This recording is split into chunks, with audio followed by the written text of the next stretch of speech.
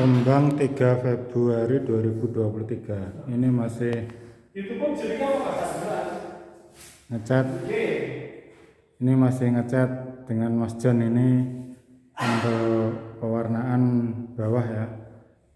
Hijau, merah, kuning dan biru. Ini nanti sebagai alat peraga untuk kalender Bahari Nusantara.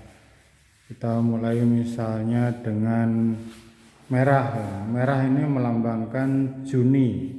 Juni itu nanti ada solstice Juni ya.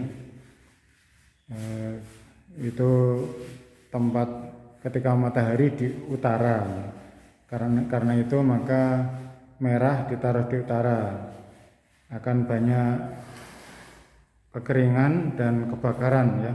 Unsurnya api, makanya merah ditaruh di utara ketika matahari di utara. Itu Juni. Kalau kuning ini September, equinox September. Masih musim timur, angin dari timur, makanya ditaruh di timur. Nanti puncaknya di September. Itu kuning karena banyak angin dan musim gugur ya. Banyak menguning ya, daun-daun menguning. Kemudian geser ke selatan, biru, unsurnya air, banyak hujan, puncaknya di Desember, solstice Desember. Kemudian geser lagi ke barat, hijau, nanti puncaknya di bulan Maret sebagai equinox Maret. Nanti akan tumbuh-tumbuhan banyak bersemi ya, semi, makanya unsurnya adalah unsur tumbuhan ya, unsur hijau, daunnya bersemi gitu.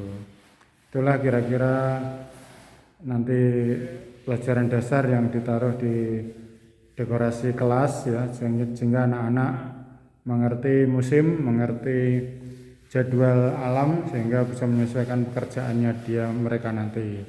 Dan warna-warna ini nanti akan diberikan dekorasi gambar-gambar tentang planet, gambar-gambar tanaman ya, termasuk juga musim-musim panen buah-buahan, ikan dan lain-lain gitu. Termasuk musim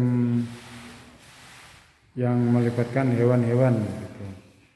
Jadi pembelajarannya real, bukan sebatas diberikan gambar tentang misalnya ular, gambar tentang ini ular, ini gajah, ini apa gitu. Bukan hanya itu, tapi kapan ular bertelur misalnya. Itu bulan apa ular bertelur. Itu nanti ditaruh ya, ditaruh di mana? Di bulan-bulan kering atau bulan-bulan gugur atau bulan hujan begitu ya. Itu akan kita berikan ya. Misalnya katak berhibernasi itu berapa lama gitu dia selama musim kering itu, dan dia akan bangun ketika musim hujan. Nah itu kapan katak akan kelihatan, dan ketika katak enggak kelihatan di musim-musim kering ya, di musim itu katak itu sedang ngapain. Nah, itu nanti ditunjukkan di sini, ada gambar-gambarnya. Jadi anak itu tahu kenapa enggak ada katak di musim kemarau, adanya cuma di musim hujan bersaut-sautan. Itu selama ini mereka sembunyi di mana, nanti akan kita kelihatan ya. Termasuk hewan-hewan yang berhibernasi yang dia nggak kelihatan di musim-musim tertentu, nanti akan kita tampakkan di sini agar pemahaman terhadap alam juga bisa tergambarkan dengan jelas sesuai jadwalnya ya, bukan hanya nama-namanya saja tapi juga jadwal dan karakter mereka itu, pola hidup mereka itu ya. Nah, nanti juga termasuk pengenalan terhadap sudut-sudut bumi gitu ya, kemiringan bumi ketika matahari di utara itu kemiringan bumi berapa, ketika matahari persis di tengah-tengah ya di equinox gitu ya, antara Maret dan September itu apa yang terjadi di bumi itu akan kita sampaikan akan kita gambarkan di kelas sehingga anak-anak itu bisa mengerti sejak dini gitu. Termasuk juga planet-planet kita berikan juga pemahaman agar itu bisa dikenali. Anak berpikir secara imajinatif, bukan secara fantasi ya. Imajinasi bukan fantasi. Kalau fantasi itu ngarang tanpa bukti, kalau imajinasi itu mengarang dengan bukti gitu ya. Menganalisa dengan dasar-dasar yang sesuai kenyataan, bukan hanya kata-katanya saja. Bukan cuma katanya-katanya tetapi ada buktinya.